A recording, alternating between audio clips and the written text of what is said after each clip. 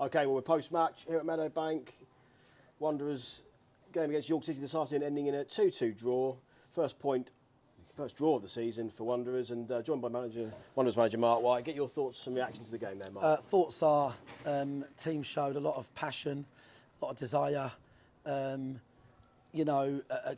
general, the last 20 minutes was vintage Wanderers. 25 minutes really. The minute we got the ball down and didn't force it long, loads of transfers across midfield, fullbacks joining in. I thought we created countless half chances in that last 25 minutes. I think York definitely would have taken a point at 2-2, that's for sure. But I think the story of the game for me really was Dan Gallagher coming off. I think that's what just gave them that tiny momentum. And Dan said to me at half time that his ankle's swelling up. I was going to mention that to you, whether that was a tactical or it was actually an injury, because it didn't look obvious. He was a key role today, because they're two front boys. I really like them. They're great players. I like Dippy. I think he's a great player. And he was screening that brilliantly, which really helped Tony behind him. At times, Tony was dropping off, and we were just marking him from in front of him. And I thought Dan was doing it brilliantly. But with the game on Monday and him telling me his ankle's swelling up, we've got about 8 injuries or something like that. I just thought, you know what? We're 1-0 up here. Actually, we're just going to protect him. And I stand by that. But then that 5 minutes after that, Moro's literally got underneath the ball. They've won a couple of nicks. And they just had that little spell. And then I thought what the boys done badly in that spell was do the thing that when you're under pressure they do. They go too direct. And we're not a team that can be direct. And the minute we start going direct, we always come second. We really, really do. And you saw the difference in the last 25 minutes when we got the ball down and we moved it quickly. It was vintage Wanderers, really. The fans right behind us, which is brilliant. Really appreciate that. And yeah, it was kind of vintage Wanderers. I'll say one thing I want to highlight. I thought we had players that played really well. I thought McManus probably was my man of the match. Him and Moro done really, really well. But I thought the officials had a great game. I think it's important to stipulate when they have a good game. I asked them before the game to not be pedantic. These officials are being put under a lot of pressure with directives. And you know what, mate? They played the right added time.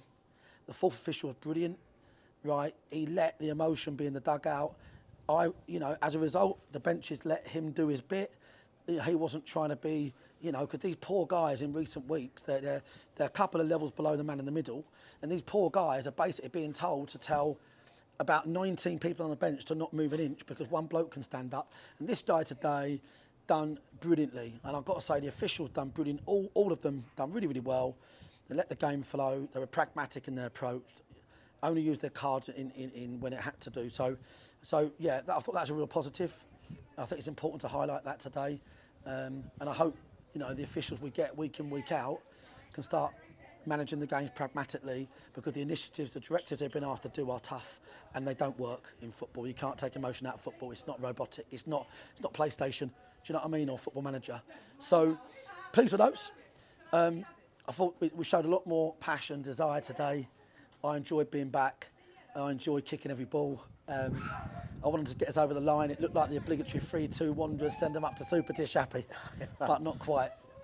No, not quite. And Jason Pryor, 4th goal of the season for him, getting us to draw in the late stages. But also good to see James McShane, obviously our top scorer from last season, getting off the mark and opening the scoring this afternoon. Obviously Maka was the second substitution of the afternoon. Dan Pybus coming on for his debut. Great to see obviously Dan get his first appearance for Wanderers. But in terms of that, the thinking behind that substitution in the game, was that again a tactical one or again something? McShane was on a yellow card. Yeah. And then obviously we had no choice. But the game plan was, if Dan didn't have his bad ankle, I think we would have took Maka off on his yellow and put Seeger on, and we would have just given them a lot more of that poacher stuff in the box. Those little balls in the box, the little bits that Seeger does brilliantly, and I think he would have pressed them. His fresh legs and energy would have pressed them. But Dan getting injured changed the plan. Dan Gallagher, Pybus had to go on in a position.